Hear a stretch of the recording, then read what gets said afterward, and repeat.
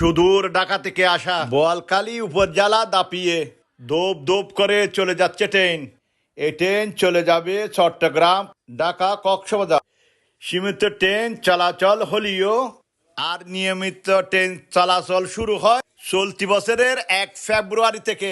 সৈকত express ট্রেনটি যাত্রী উঠানামার জন্য 16 শহর, জানালিহাট, ফটিয়া, দোহাজারি, সাতকানিয়া, চকরিয়া, দুলহাজারা ও রামু স্টেশনে থামবে।